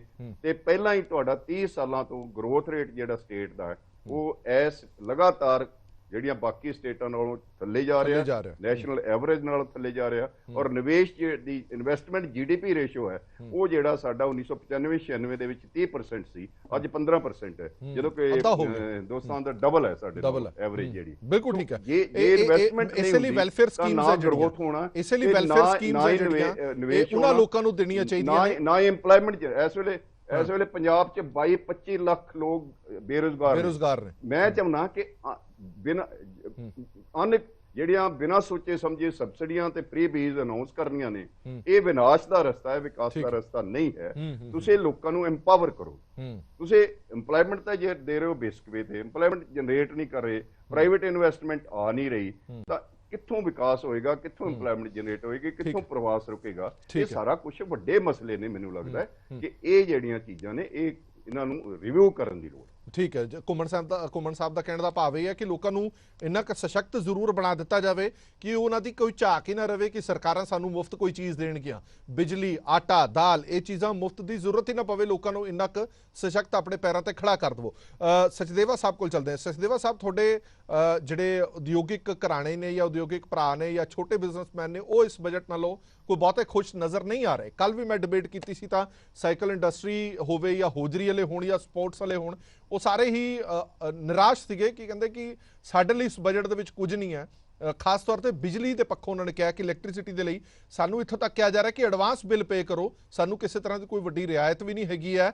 ਔਰ ਬੇਸਿਕ ਅਸੀਂ ਇਹ ਮੰਗਿਆ ਸੀ ਕਿ ਜਿੰਨੇ ਫੋਕਲ ਪੁਆਇੰਟਸ ਨੇ ਉਹਨਾਂ ਦੇ ਨਵ ਨਿਰਮਾਣ ਦੇ ਲਈ ਥੋੜਾ ਜਿਹਾ ਪੈਸਾ ਰੱਖਿਆ ਜਾਵੇ, ਮੋਟੀ ਰਕਮ ਰੱਖੀ ਜਾਵੇ, ਪਰ ਅਜਿਹਾ ਕੁਝ ਨਹੀਂ ਹੋਇਆ। ਸਚਦੇਵਾ ਸਾਹਿਬ, ਤੁਹਾਨੂੰ ਲੱਗਦਾ ਕਿ ਵਪਾਰਕ ਘਰਾਣਿਆਂ ਨੂੰ ਜਾਂ ਵਪਾਰਕ ਲੋਕਾਂ ਨੂੰ ਜਾਂ ਅਦਾਰਿਆਂ ਨੂੰ ਅੱਖੋਂ ਪਰੋਖੇ ਕੀਤਾ ਗਿਆ?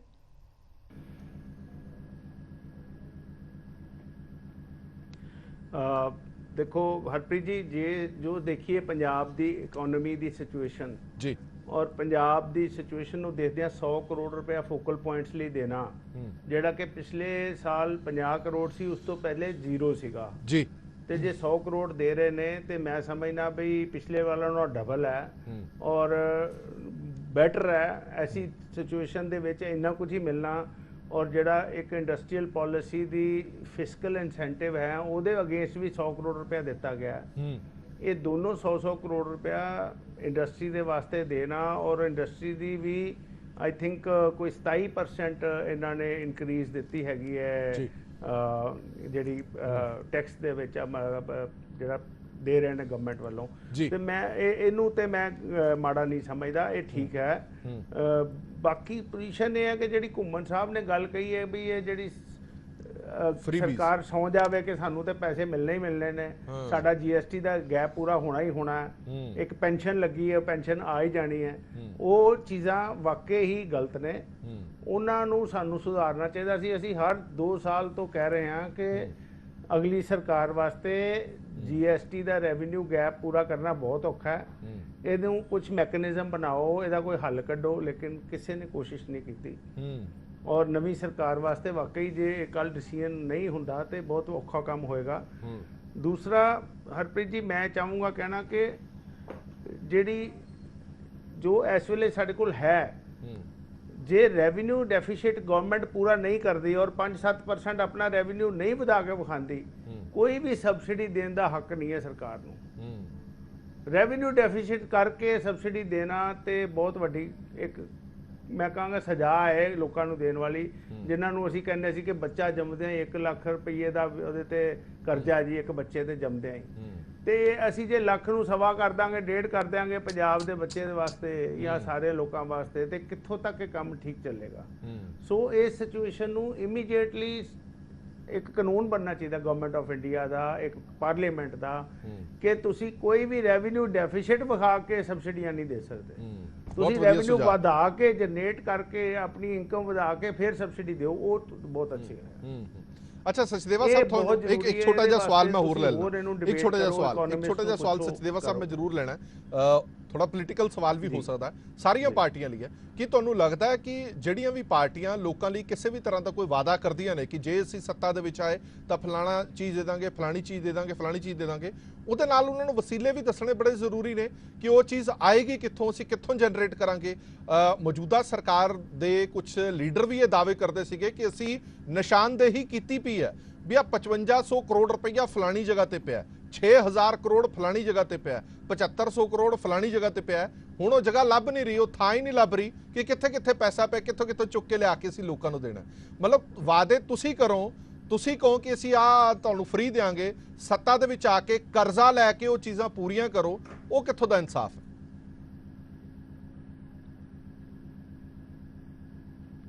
ਬਿਲਕੁਲ ਠੀਕ ਹੈ, ਤੁਸੀਂ ਠੀਕ ਕਿਹਾ। ਇੰਡਾਇਰੈਕਟਲੀ ਮੈਂ ਵੀ ਕਹਿ ਦਿੰਦਾ, ਮਾਈਨਿੰਗ ਦੇ ਵਿੱਚ ਕਿੰਨਾ ਕੁਝ ਕਿਹਾ ਗਿਆ ਸੀ ਕਿ ਕਿੰਨੀ ਇਨਕਮ ਵਧਾਵਾਂਗੇ, ਉਹ ਹੁਣ ਕਿੰਨੀ ਕੀਤੀ ਗਈ? 300 ਨੂੰ 550 600, ਬਿਲਕੁਲ 250 ਕਰੋੜ ਨਾਲ ਕੀ ਬਣਨਾ? ਕੁਝ ਨਹੀਂ। ਜਦ ਕਿ ਕਿਹਾ ਜਾਂਦਾ ਸੀ ਕਿ ਮਾਈਨਿੰਗ 'ਚ 10-10 ਹਜ਼ਾਰ ਕਰੋੜ ਰੁਪਏ, 8-8 ਹਜ਼ਾਰ ਕਰੋੜ ਰੁਪਏ ਆ ਸਕਦਾ ਹੈ। ਸੇਮ ਵੇ ਐਕਸਾਈਜ਼ ਦੇ ਵਿੱਚ ਕਿਹਾ ਸੀ ਕਿ 20,000 ਕਰੋੜ ਦਾ ਰੈਵਨਿਊ ਆ ਸਕਦਾ ਹੈ, ਪਰ ਹੁਣ ਰੈਵਨਿਊ ਦੀ ਗੱਲ ਕਿੰਨੀ ਵਧਾ ਕੇ ਕੀਤੀ ਗਈ? ਸਿਰਫ 2.5-3 ਹਜ਼ਾਰ ਕਰੋੜ ਦੀ। ਸੋ ਇਹ ਕਹਿਣਾ ਬਹੁਤ ਸੌਖਾ ਸੀਗਾ, ਲੇਕਿਨ ਇਹ ਲੂਪਹੋਲ ਨੂੰ ਪਕੜ ਕੇ ਅੱਗੇ ਲੈ ਕੇ ਜਾਣਾ।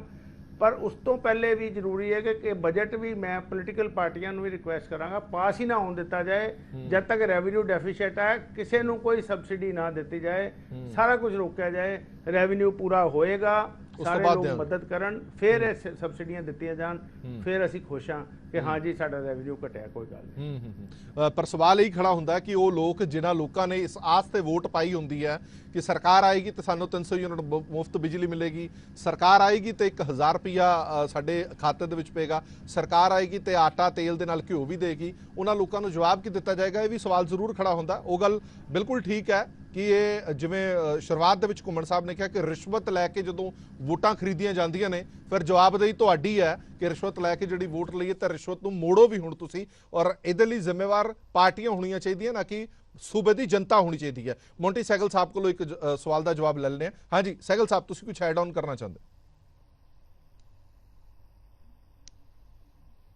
ਮੈਂ ਤੁਹਾਡੇ ਚੈਨਲ ਰਾਹੀਂ ਪੰਜਾਬ ਦੀ ਜਨਤਾ ਨੂੰ ਇਹ ਦੱਸਣਾ ਚਾਹੁੰਦਾ ਵੀ ਜਿਹੜੀ ਘੁੰਮਣ ਸਾਹਿਬ ਨੇ ਵੀ ਕੀਤੀ ਔਰ ਮੇਰੇ ਵੱਡੇ ਵੀਰ ਸਚਦੇਵਾ ਜੀ ਨੇ ਵੀ ਕੀਤੀ ਹੈ ਵੀ ਜਿਹੜੀ ਫ੍ਰੀ ਬੀਜ ਨੇ, ਜਿਹਨੂੰ ਆਪਾਂ ਕਹਿ ਤੇ ਦਿੰਦੇ ਆ ਜੀ ਇਹ ਮੁਫਤ ਮਿਲੇਗਾ ਮੁਫਤ ਮਿਲੇਗਾ, ਮੁਫਤ ਸਰਕਾਰਾਂ ਕੁਝ ਨਹੀਂ ਦਿੰਦੀਆਂ।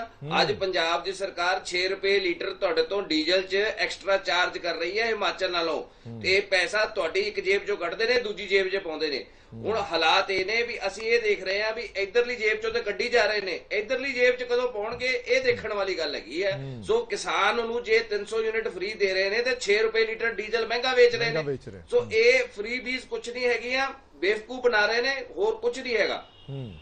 ਚਲੋ ਠੀਕ ਹੈ ਸਹਿਗਲ ਸਾਹਿਬ, ਇੱਕ 30 ਸੈਕਿੰਡ ਦਾ ਰਿਪਲਾਈ ਹੋਰ, ਕਿੰਨੀ ਕੁ ਆਸ ਹੈਗੀ ਹੈ ਤੁਹਾਨੂੰ ਕਿ ਜੀਐਸਟੀ ਦੇ ਵਿੱਚ ਇਹ ਪੈਂਦਾ? ਜੇ ਜੀਐਸਟੀ ਦੇ ਅਧੀਨ ਨਹੀਂ ਆਂਦਾ ਤਾਂ ਕੀ ਲੱਗਦਾ ਹੈ ਤੁਹਾਨੂੰ ਸਟੇਟ ਗਵਰਨਮੈਂਟ ਆਪਣਾ ਵੈਟ ਘਟਾਏਗੀ? ਕਿਉਂਕਿ ਡਿਮਾਂਡ ਪੁਰਜ਼ੋਰ ਤਰੀਕੇ ਨਾਲ ਕੀਤੀ ਜਾ ਰਹੀ ਹੈ ਕਿ ਵੈਟ ਘਟਾਇਆ ਜਾਵੇ।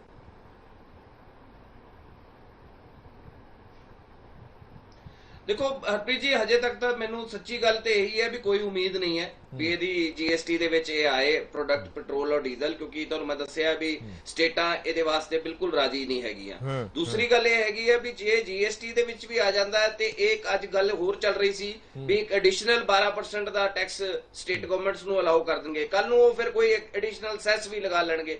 ਸੋ ਐਜ਼ ਲੌਂਗ ਐਜ਼ ਜਿਹੜਾ ਜੀਐਸਟੀ ਦਾ ਫਾਰਮੈਟ ਇਹਨੇ ਲੈਟਰ ਐਂਡ ਸਪਿਰਿਟ ਅਡਾਪਟ ਨਹੀਂ ਕੀਤਾ ਜਾਂਦਾ ਔਰ ਵਨ ਇੰਡੀਆ ਵਨ ਰੇਟ ਨਹੀਂ ਹੁੰਦਾ, ਮੈਂ ਨਹੀਂ ਸਮਝਦਾ ਵੀ ਜੀਐਸਟੀ ਦੇ ਵਿੱਚ ਇਹਨੂੰ ਲਿਆਉਣ ਦਾ ਕੋਈ ਵੀ ਮੰਤਵ ਬਣੇਗਾ ਜਾਂ ਗਵਰਨਮੈਂਟ ਲੈ ਕੇ ਆਏਗੀ। ਵੇਅਰਐਜ਼ ਵੈਟ ਵਾਸਤੇ ਅਸੀਂ ਅੱਜ ਵੀ ਡਿਮਾਂਡ ਕਰ ਰਹੇ ਹਾਂ ਔਰ ਘੁੰਮਣ ਸਾਹਿਬ ਨੇ ਸਾਡੀ ਗੱਲ ਨੂੰ ਬੈਕ ਕੀਤਾ। ਮੈਂ ਧੰਨਵਾਦ ਕਰਦਾ ਘੁੰਮਣ ਸਾਹਿਬ ਦਾ ਵੀ ਜੇ ਪੰਜਾਬ ਸਰਕਾਰ ਨੇ ਆਪਣਾ ਮਾਲੀਆ ਵਧਾਉਣਾ ਹੈ ਤੇ ਜਿਹੜਾ ਪੈਸਾ ਇਹਨਾਂ ਦਾ ਟ੍ਰੇਡ ਦੇ ਸ਼ਿਫਟ ਹੋਣ ਕਰਕੇ ਜਾਂ ਸਮਗਲਿੰਗ ਕਰਕੇ ਇਹ ਜਿਹੜਾ ਚੋਰ ਮੋਰੀਆਂ ਚੋਂ ਪੈਸਾ ਨਿਕਲ ਕੇ ਨਾਲ ਦੇ ਸੂਬਿਆਂ 'ਚ ਜਾ ਰਿਹਾ ਹੈ ਨਾ, ਹਜ਼ਾਰਾਂ ਕਰੋੜ ਰੁਪਈਆ, ਤੁਸੀਂ ਇਹੀ ਵਾਪਸ ਲੈ ਆਓ। ਮੈਂ ਸਮਝਦਾ ਵੀ ਇਹੀ ਤੁਹਾਡੇ ਵਾਸਤੇ ਸਭ ਤੋਂ ਵੱਡੀ ਅਚੀਵਮੈਂਟ ਹੈ ਵੀ ਇਹ ਚੋਰ ਮੋਰੀਆਂ ਬੰਦ ਕਰੋ।